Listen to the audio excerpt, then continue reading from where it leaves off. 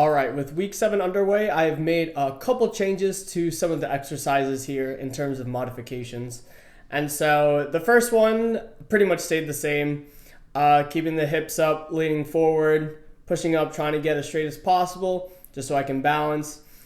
Still kicking under a little, kicking over a little, but overall, felt a good sense of balance. Really just continuing to practice being explosive, just so I can really push through the ground and get that bent arm strength that I'm working on. It's important to know how to bail out, as you just saw, just in case, because you are upside down, so we don't want to injure ourselves here. So just a little side note of that, if you are practicing handstands, make sure you do have a comfortable bailout, because not all handstands will balance as we want to.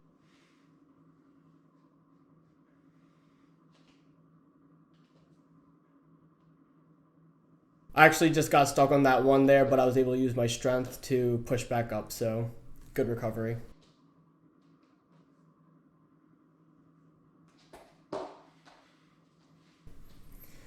So for the next exercise, your tuck handstand negative to bent arm planche, just continuing to lean forward, go down as slow as possible, tuck the knees in when I can.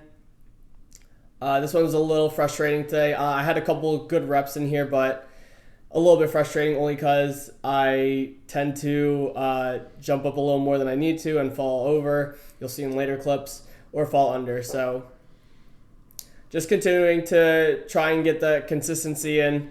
Even if it is bad, I'll still go through and complete 100% of the way. So really just trying to lock the reps and sets in here now that we're on the home stretch.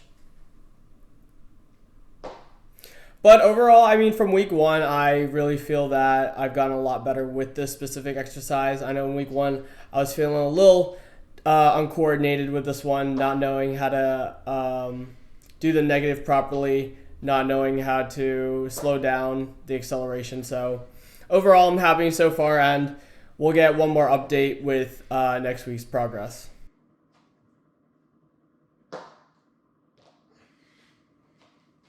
So with the wall-assisted tuck handstand, my second clip was a lot better, but one thing I really am trying to focus on is pushing my butt close to the wall, really pushing the hips back, allowing my shoulders to open up more.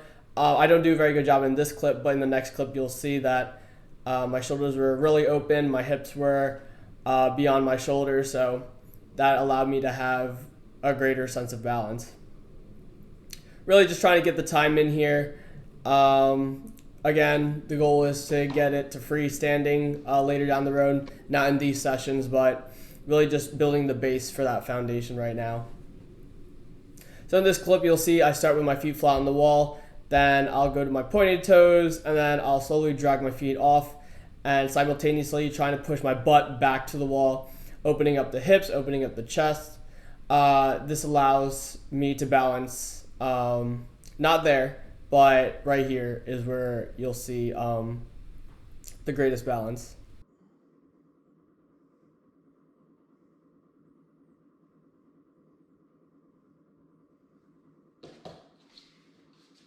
So this is the biggest modification I made this session with the tuck headstand to handstand, tuck headstand, push up to handstand.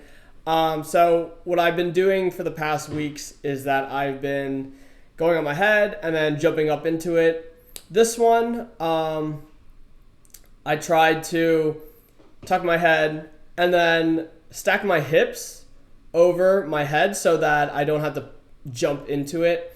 I could just have a little hop, and then push up to the headstand. This just eliminates the momentum factor that can cause the unbalance in some of these handstands. And when I already have my hips stacked, it allows for a greater consistency. I don't really get consistent here, but I think it's just because it was the first session I was inputting this in. So even though it's on week 7 and the next week's the last week for this program, I'm still going to practice it. And I think we'll see progress in the week, to be honest, because it did feel a lot better, a lot less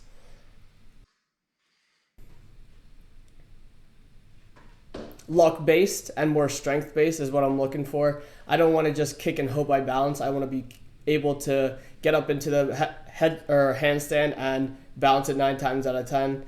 Given that 1 out of 10 error rate. So overall, I think the concept is a good one to implement.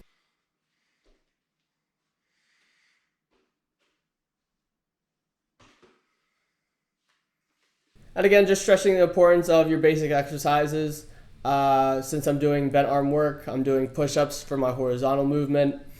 I've been doing a lot of vertical movement in the session, so this just supplements that.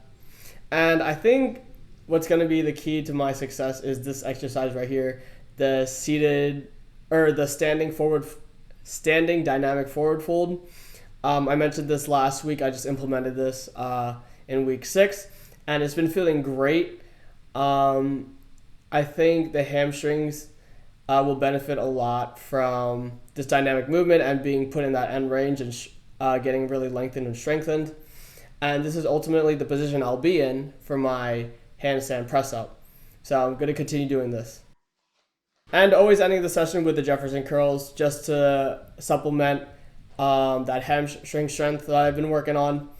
This just feels good. I think it really also does help with my flexibility and with that end range of motion along with that previous exercise. So this is just a great add-on. And even if you aren't trying to get a handstand press, I think you should be including this in your training regimen. It's just a really great exercise for the posterior part of your legs and for your hamstrings, really. And most people have tight hamstrings, so this would be a great one just to strengthen that right there. So I'll see you guys for week 8.